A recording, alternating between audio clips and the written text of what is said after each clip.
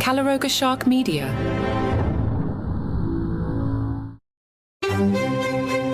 Hello and welcome to Palace Intrigue. I am your host, Mark Francis. Once a week, we like to check in on the media coverage of how wonderful Kate is. That's been a little harder lately, with Kate being out of the picture due to her Brazilian butt lift, or time on the Masked Singer, or whatever is really going on. Regardless, rounding up the Kate is wonderful news. Princess Kate has recently welcomed Lieutenant Colonel Tom White as her new private secretary during her recuperation period following abdominal surgery last month. As reported by The Times, Kensington Palace has confirmed the appointment of Lieutenant Colonel White, who previously served as equerry to the late Queen Elizabeth II and has a distinguished military background, including service in Afghanistan in 2009 with the Royal Marines. This appointment fills a vacancy in the Princess of Wales staff, as she had been without a private secretary for more than a year. The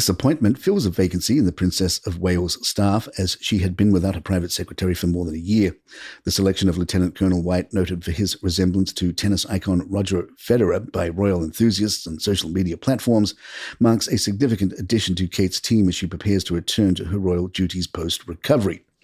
Kate is expected to resume her official engagements following the Easter period, continuing her work in public appearances. The appointment of Lieutenant Colonel Tom White as her private secretary is poised to support her in these endeavours, ensuring smooth operations and coordination on her schedule and responsibilities.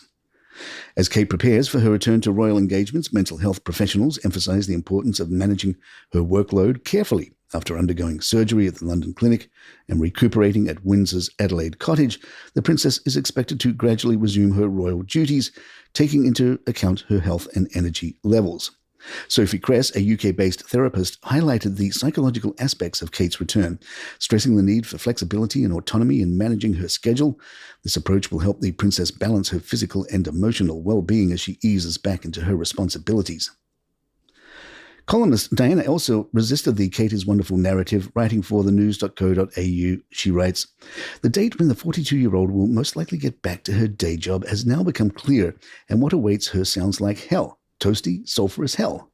As we all know, Kate has been off with a capital O since 2023, not seen since the royal family braved the chill on December 25th to walk to church between masses of hardcore royal fans armed with 2004 digital cameras and petrol station forecourt flowers. In January, right about the time that the working members of the royal family usually return to deal with their overflowing inboxes and 901 requests from the Huddersfield donkey rescue charities, Kensington Palace announced that the princess was undergoing planned abdominal surgery and on sick leave. Then, in May, comes another ghost of princes past, the return of Harry to the frosty embrace of a largely nonplussed nation. According to The Times, the Duke is expected to fly to join a service at St. Paul's Cathedral to mark the 10th anniversary of the hugely successful Invictus Games. While it's not known how long or how short this May trip might be, based on the Duke of Sussex's 4 trips back to the UK last year, it's likely to be a quickie. Think double-digit hours. Still, from the perspective of the Waleses and King Charles, even this fleeting reappearance will be highly disruptive to them trying to get back to business as usual after months of health woes and the press having to stand outside London hospitals. What the Crown Inc. so badly needs come April 17th is a nice return to normal programming. Say Kate beaming at cuddly babies, or trying her giggling keen bean hand at macrame or Zumba with a bemused William looking on, or them undertaking a nice overseas trip so we can see some nice dresses and some nice photos in nice locations. While Kate is doing well, we're told, online users have reported sightings of her at the ill-fated Willy Wonka-themed event in Glasgow, criticised for resembling a meth lab, and sparking outrage among parents who are now calling for refunds. Royal insider Deep Crown, who is always up for our silly questions, commented on this theory. The tales swirling around this Willy Wonka event in Glasgow are a bit of a sticky wicket, aren't they? To think one might spot a royal amidst such a debacle, well, it's the stuff of tabloid dreams. But let's remember, even royals have their curious moments, though I'd wager they prefer their outings a touch more refined. A meth lab aesthetic is hardly the backdrop for a day out with the family, royal or not.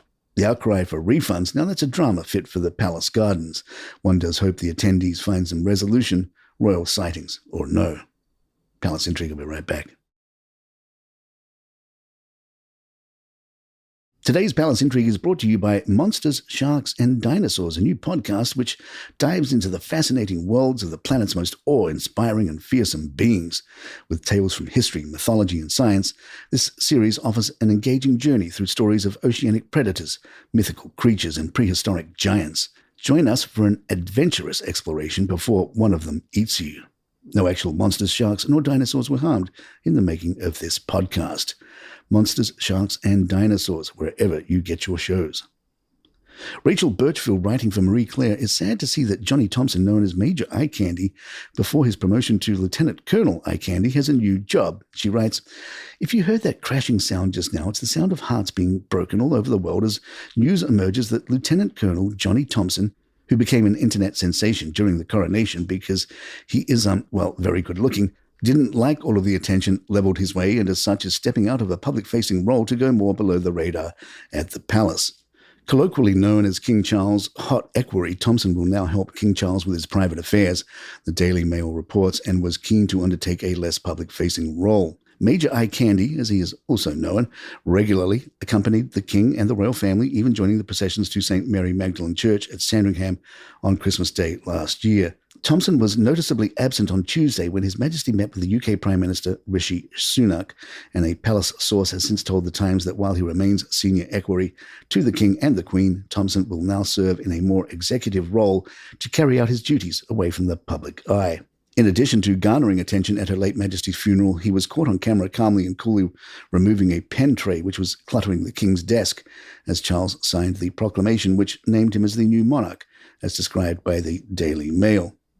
And sorry to break your heart twice in one story, but it was reported earlier this month that Thompson, who separated from his wife 2 years ago, has found new love with a public relations executive that once worked for King Charles and Queen Camilla.